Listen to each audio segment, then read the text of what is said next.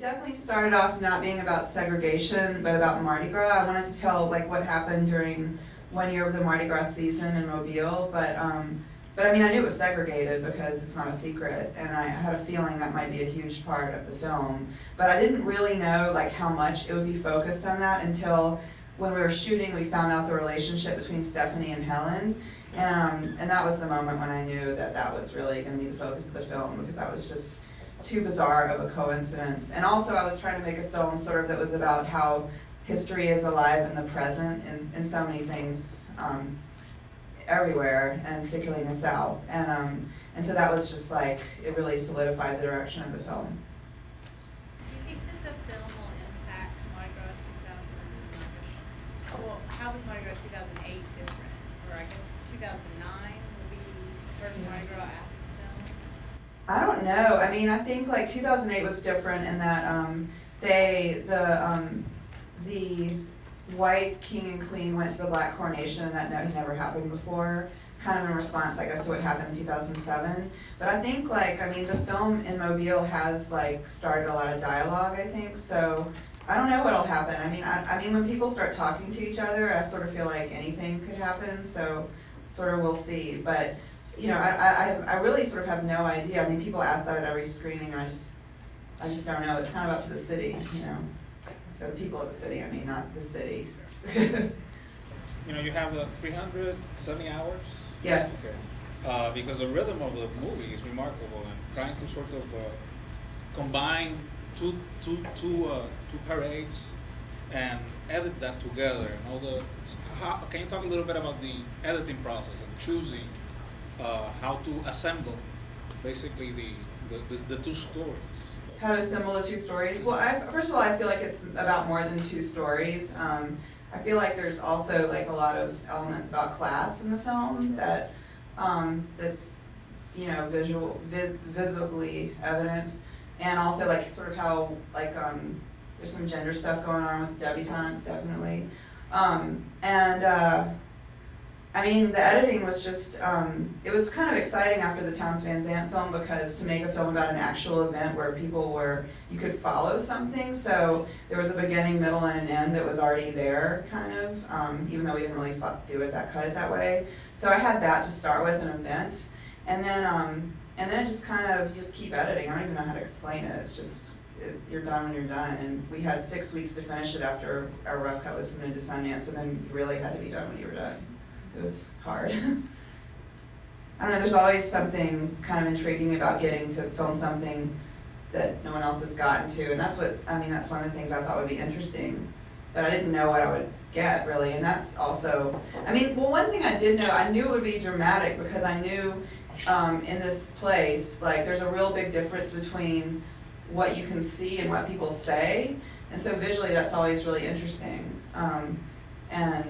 And so I kind of knew just from doing the research there that no matter what I got, there would be some stuff to think about, definitely.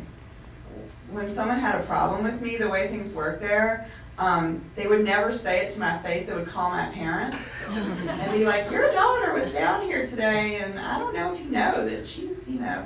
That's how they deal, that's how it is there. So it's like it never kind of directly comes at you. It's always like that way.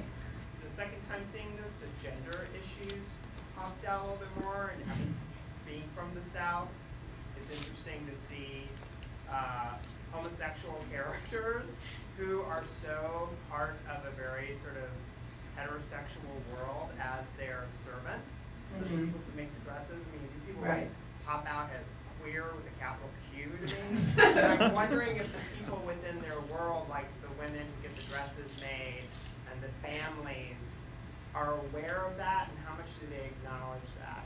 Yeah, everyone's aware of it, but no, really, yeah, but it's not, you know, no one would ever say it to them, because like someone will say like, oh, you know, the person who, like, no one ever calls it by its, well, some people are out, but it's sort of, some people very definitely aren't, you know. Is there a gay like section?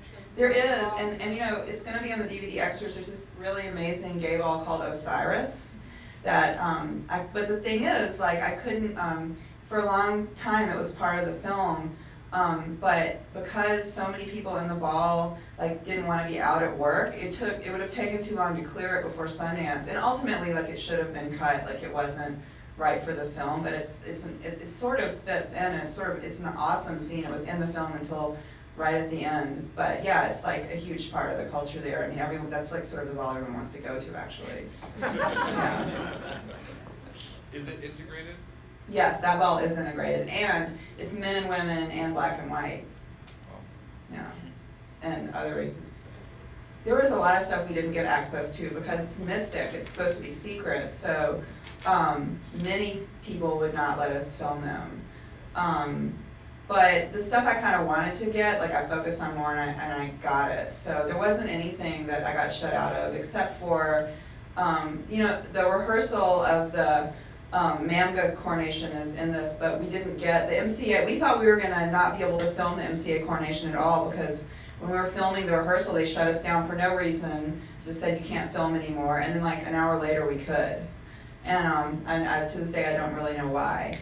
And so there were moments where I thought like, oh, maybe it'll stop, but not really in the things that but we shot 370 hours, so there's like entire plot lines, that are just not, that we filmed and followed and edited that aren't in the film. But some of them will be on the DVD, so some of them are pretty good. Is the DVD in the works? Yeah, it's coming out in January, I think. Yeah, January. And then this is going to also be on PBS during Mardi Gras this year, so that'll be cool. Cool. I wanted to thank Austin Film Society and you and Sarah Ann, who I think is in here, but she helped coordinate all this, so yeah. And I wanted to thank Chris Mattson, who I wouldn't have been able to make this movie. I can't see anything except for these little lights, but I'd like to thank her for this movie and the last one. Thank you. If you were here, you better be. Louis Black, who is also another producer on both of these films. I don't think he's here though. Ariel Quintans, who edited the trailer, who I think he's in here, but hopefully people will see that in the next few weeks, and it's awesome. Josh Jacobs, who did sound on the film, standing right over there, I think.